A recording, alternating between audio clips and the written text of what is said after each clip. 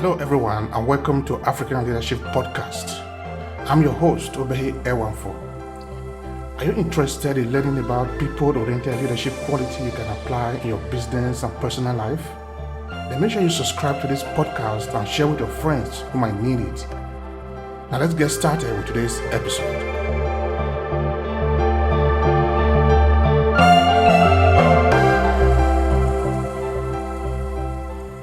Thank you everyone for joining us in today's episode of African Leadership Podcast. In this episode of the podcast, we are going to be considering something important, a regrettable incident within the Nigerian educational system. For those of you who might not have known, between 2009 and 2019, history was removed from the Nigeria school curriculum. In some other part of the world, this might have appeared as unimaginable. But this happened in Nigeria for at least 10 years. And this is what we are going to be talking about in today's episode of the podcast. With me to reflect on this topic is Regina Inem, an educational consultant and humanitarian worker in Nigeria. Dear Regina, you are welcome to African Docs Project. For those who do not know you, what do you want to say about yourself and your professional background? Let's start from there. Thank you so much, African Doc Project. Thank you, Mr. Obehi. I'm super excited to return back to your fantastic program. My name is Regina Inem. I am an educational consultant, a humanitarian, a child protection advocate, a businesswoman, a mother, and a grandmother. I am passionate about youth. I'm passionate about women. And that has made me to found my organization, Regamos Foundation. Regamos Foundation is a CSR organization of my first organization, Regamos Consulting, and my other organization, Regamos Farms and Agro-Allied Services. I'm super excited to be here. Now, the argument we are having today, of course, is a very interesting one in that we're talking about something that happened in Nigeria within the Nigerian educational system. So the question now is, if any, what was the reason that the Nigerian government decided to take away history from school? I think the major history stemmed from the agreements the Nigerian government had with the World Bank in 1980. I think at that time, the World Bank insisted that our educational system be restructured, and that history was a non-viable course to study. So I think that was why the government removed it in, I think, the session of 2009-2010 from primary and a secondary school curriculum. I think that's what triggered it. Okay, let's look at it from a patriotic point of view. Why would it even be rational that history that not taught to children in school? How do we justify that based on even the explanation coming from the one that you have just said? Because if people then grow up without understanding their own history, how are they going to be able to function in the society they live in? It's a deliberate one in the sense that, let me use it this way. In the words of Dr. Akin Alawo, the professor of legal history in Obafemi Awolowo University, he said, a country without history is a soulless country. A country without the sense of history is a soulless country. So I would think the Western world insisting that, and we going ahead, there were some hidden agendas. So now what has happened is that removing history from the curriculum, these are some of the things. History would have created this sense of bonding between the different tribes we have in Nigeria. This strange dichotomy we now have oh, this person is a southerner, this person is a northerner, would have been brought with Nigerian history. Even the economic woes we have now is as a result of the removal of history. I think so. Why? You see, if we are very cognizant with that history, we would have been able to prevent mistakes of the past. We would have been able to prevent mistakes our former leaders did and not repeating such mistakes again. So removal of history from a curriculum is nosediving our economy, is making us even more dependent on the Western economy. So I see it personally. I might be wrong. It is a personal opinion. I see it as a deliberate attempt to make us lack the sense of patriotism, make us lack the sense and feel of being proud of who we are as a people, as a nation. Because if we have done history, we have discovered a lot of wealth about our culture, a lot of wealth about our forefathers, would have even acknowledged what happened during the Civil War, the way Nigerians suffered. So this secession agenda that is now moving, people have said, when I read the story of the Civil War, this is what caused it. This is how people died. This is how people suffered. Do we want a replay of this? So it would have kind of been a better ground to prevent some of the things happening now in the country.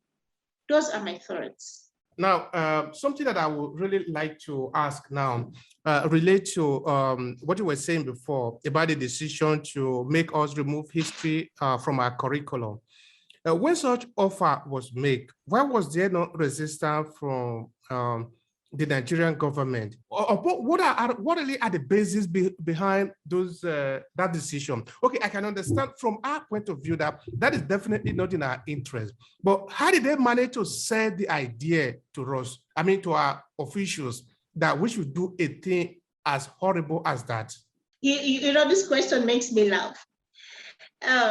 So history is not the only problem that we've had. We've had different other policies that have been brought in place for us to be able to borrow money. And remember, whoever borrows you money is your master. And if you are desperate to collect this money, you will have to dance to their tune. So our people, in a bid of collecting these loans that are even paid more than 10 times, 100 times interest rate, they don't even read those things. They don't care. They don't really care much. So I would say that I don't want to get political now. I think our leaders, maybe they had personal reasons. So those are my thoughts. Truly, basically, my thoughts. I don't know why they would have done that, but that is what I can say. Okay, yeah, that is really a deep part. Okay, maybe we don't want to explore that today, but we definitely do explore some areas like that too, because if we don't talk about that, people just think it is right. But anyway, it's fine. We'll handle that argument for another day. Now, talking of history, you made mention of that children would have been able to learn about the Nigerian Civil War and other things related to the core culture of Nigeria, which of course, unfortunately, we don't know very much about when we go to school. At the end of our schooling, we know very little about our history. Whereas if you were to go to school in UK or in the US, by the time you finish school, you understand all you are supposed to know about this country. This is why you are proud of that country, because you know what they have achieved, you know. So in Nigeria now, because we do not know that there have been positive things about us, it becomes very easy for us to buy into the idea of the negativity that are being sold to us in the name of Nigeria. So why do you now you think that said is the something situation? Yes, you just said something. Now remember, it was the Western world that said that history is not sellable. It's not very important because and curriculum should be, educational system should be restructured. Meanwhile, in their own countries, history is held in a very high esteem. Every child in England, in Europe, in the US, the history is an integral part of study. The history, as a teacher, I had British schools, and it is compulsory to do the British history, compulsory to do, even the history we even do now.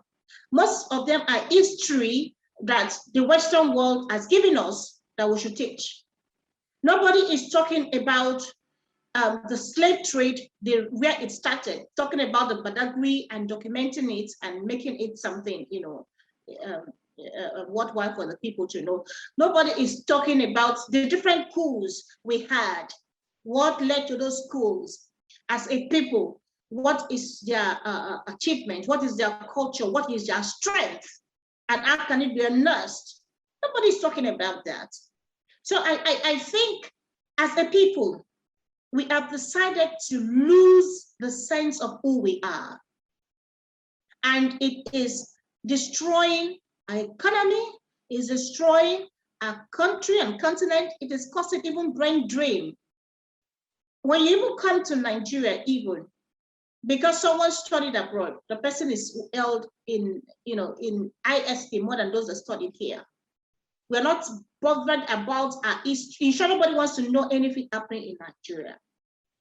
We just finished the Ebola crisis that the Nigerian government actually tackled very well. The woman that saved Nigeria from the spread, from spreading, from the catastrophe that would have happened with Ebola. Nobody talks about that. It is not even in our history. Nobody mentions her.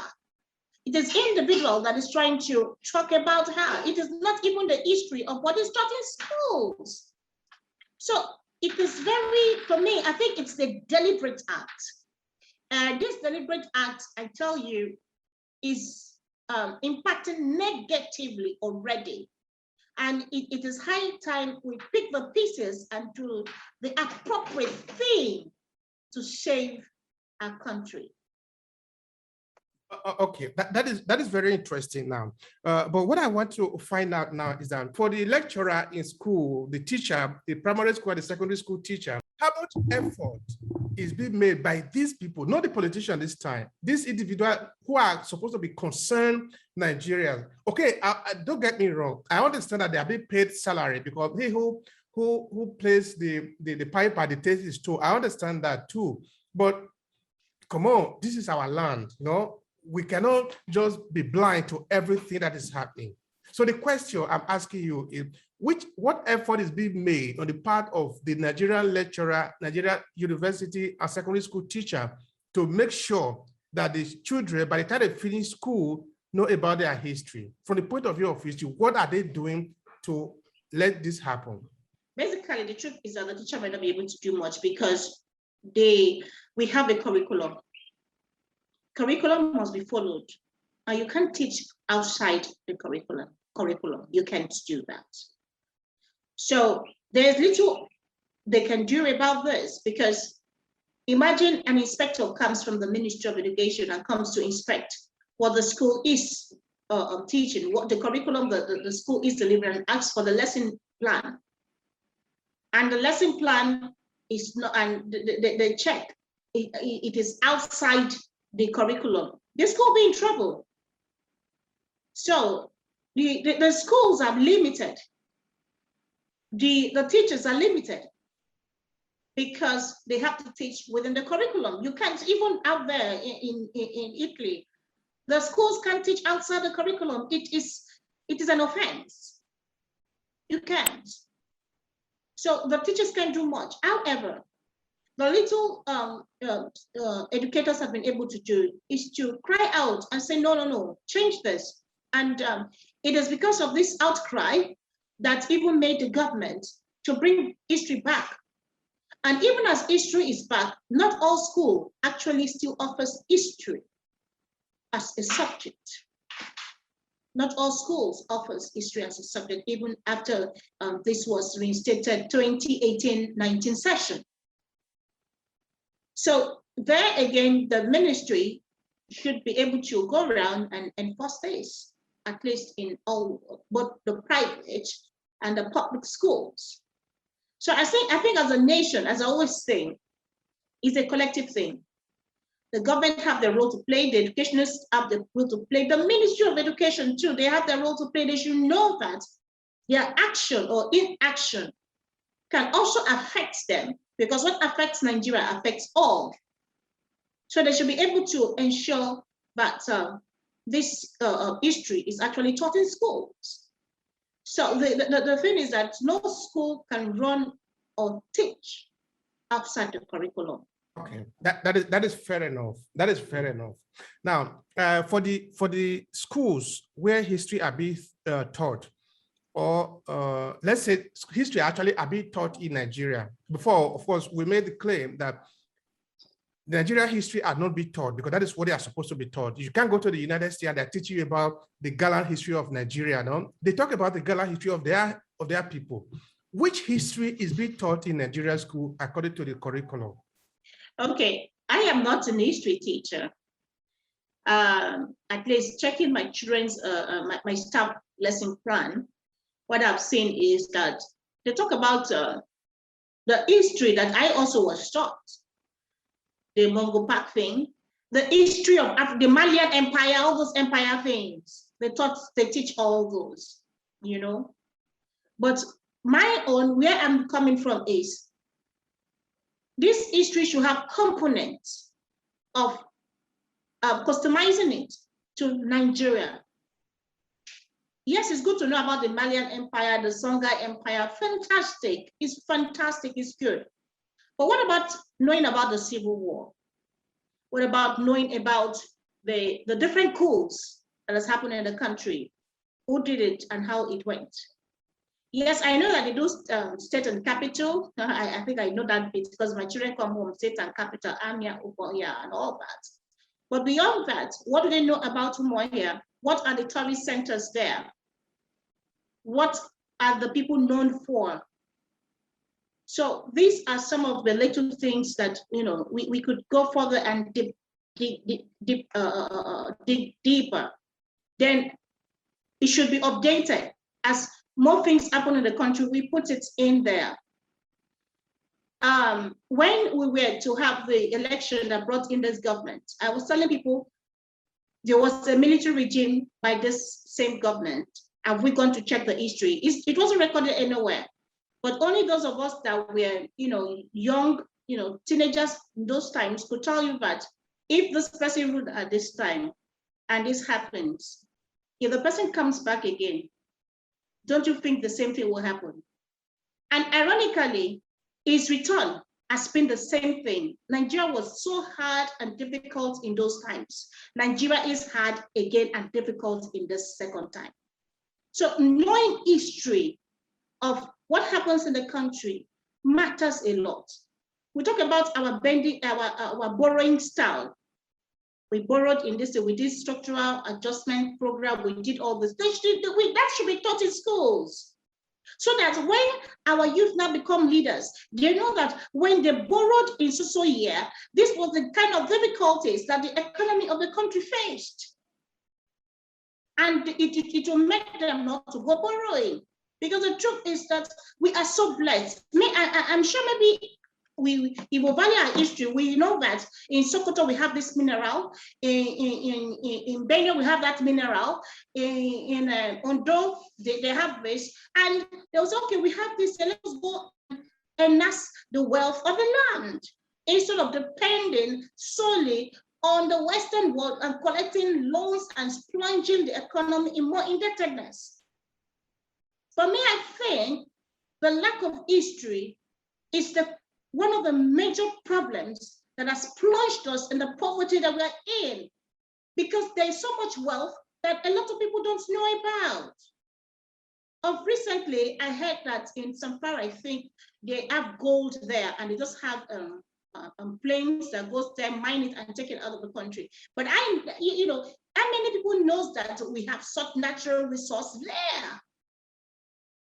And why can't we tap it and use it as a country to better our economy? So it is very important. Yes, the educationists, they need to shout it out there, but it's a collective thing. If we teach the youth, both formal and informally, maybe the youth, when they get into places of authority and governance, to be able to know that we can use this resource to build the economy. Borrowing is not right, because you become a slave to whom you are borrowing from. Thank you so much for that. I hope I'm not too hard. No. In fact, you need to. If you are not, then it's not going to be fine. Now, I'm looking at the responsibility of also the ordinary Nigerian this time, the influential Nigerians, because I know, for example, Wole Soyinka said that I feel like strongly the minister who removed history from school. No? That is to tell you how bad he felt about it. Because, for example, I'm saying this, you see, when we say that people don't know much about their history, is not only the responsibility of the government, it's also the responsibility of, for example, of the Nigerian writers, the Nigerian filmmaker, the Nigerian music maker, because this is how the culture is made. Culture basically is created, no? Of course, from the things that have happened. So these individual Nigerians that have a lot of influence, what did they do in reaction to the fact that history was no longer taught in the Nigerian schools? You talk about influential Nigerians. You first of all go to their village and see if even their village history, they even know it. And if even the things in their village, they try to preserve the culture and they preserve to even make their village functional. You see, the problem of Nigeria is quite complex, I tell you. It's a very complex situation we are in. But however, we can start now. We can start somewhere. Let's start from our homes. Let's even leave the influential Nigerian. From our homes, do we teach our children our family history? Because everybody do have a family history. Do we teach our children even the informal family history so that they know their roots, they know what their forefathers did? And they don't, if some of the things that were done are not right, they break the trend and they become purposive in their way of life.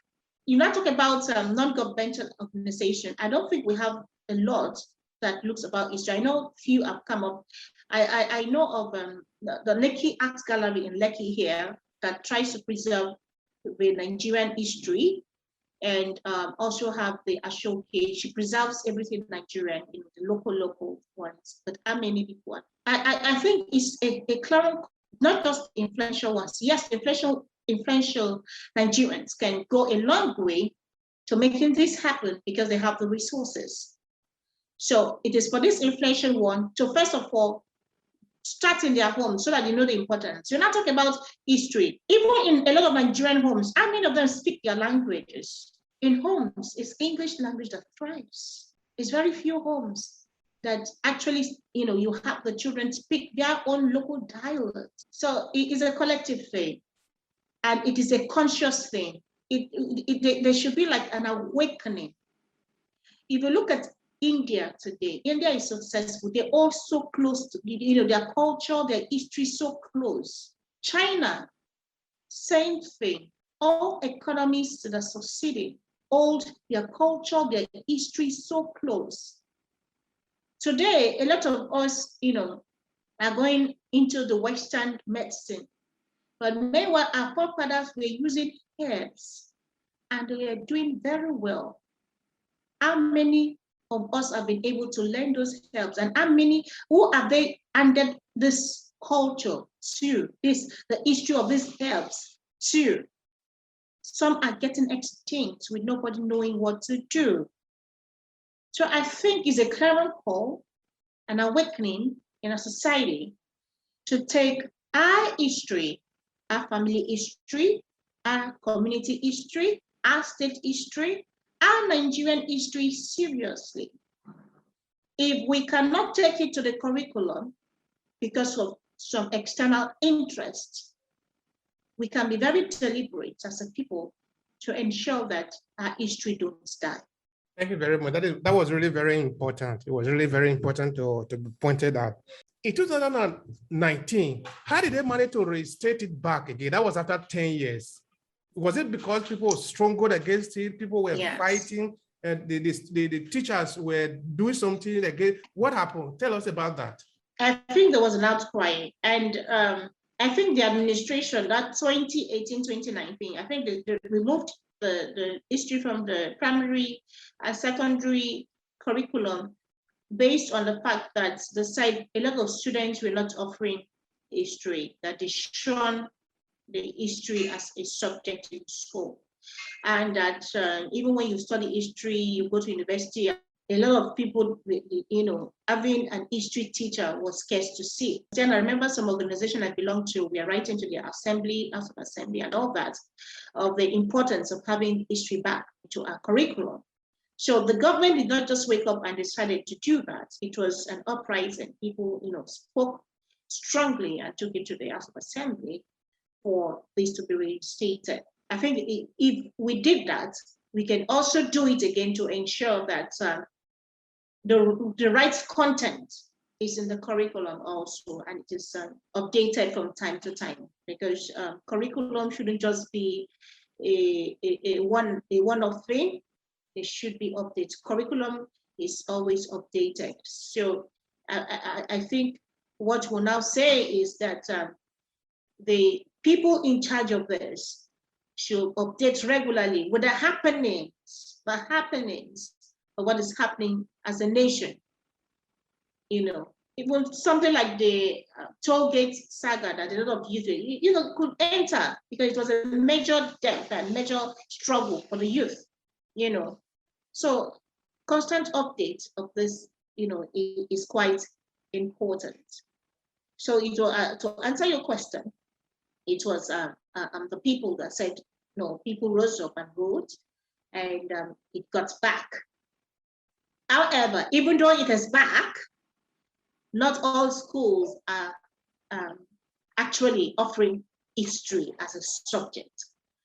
Yes, and again, when it was removed the first time, it was said that a lot of children shun history. How would they not shun history when as a people, we are not even proud of ourselves? So the children shunning the Nigerian history, for me, sends a wrong signal. We are not patriotic. As I told you earlier, I teach the British curriculum. One of the things the British curriculum and the American curriculum will teach you is that history, right from when you are in nursery, early years to primary, and you'll be hearing things like "God bless America, God bless America, God bless America." Why can't we learn that from, teach our children from nursery, "God bless Nigeria"? But instead, what we hear is "Nigeria jaga jaga," because of the kind of things that are passed down to our children and to our youth. Everyone should begin to say, "God bless Nigeria," and things will work right. American, they put that in the curriculum. Even an American baby is proud of America because of what he has read about this country. And we are far greater than America, I tell you. But it's because that sense, so that people will lose that, they will not be proud of who they are. And they will be proud of, I just came from America, I just came from London. They'll be proud of the Western world. It is robbing us, and it's high time we stop it. It is robbing us. We should be proud of ourselves. I am proud to be a Nigerian anytime. Last week, I just got a new role as a Nigerian chair of youth enterprise and leadership from the G100. The G100 is a group of 100 women globally, presidents, prime ministers, women CEOs in top organizations that are out to change the space of, what happens in the world, bringing development to the world. And as a Nigerian chair, I said, I'm proud to be a Nigerian. Somebody sent me an inbox. Why should you be proud of Nigeria? What is there in Nigeria? He's a Nigerian, but he's not proud of Nigeria. And I said, I am proud of Nigeria. He said, what is happening in Nigeria? Is it benefiting us? I said, yes, the tides might be wavy now. It might be stormy. But however, whatever the reason is, I am proud to be a Nigerian. Yes, I know our leadership, we've not gotten it right. We've not gotten it right in the place of leadership, having right leaders to rule this country. However, I'm still proud to be a Nigerian.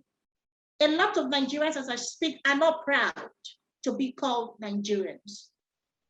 If we know our history, we'll be proud of this great nation. Thank you so much, dear Regina, for bringing out that issue in that some Nigerians, based on what is happening in the country, are no longer proud of being called Nigerians. I can understand a lot of negative things have happened to our country, but this is our country. This is the only country we have in the world.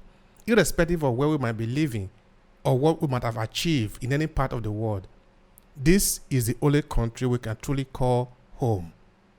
So we must make the effort, however little or big, each and every one of us must make the effort to build a country that we can be proud of. Well, this is not the end of the conversation with Regina Inem on the educational situation in Nigeria and the temporary suspension of history within our curriculum.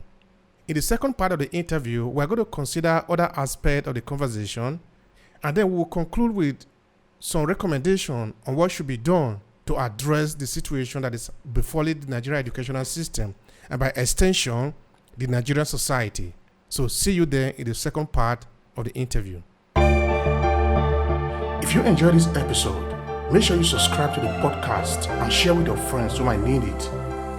I remain Obehi L14 from African Leadership Podcast. Thank you for listening, and talk to you next time.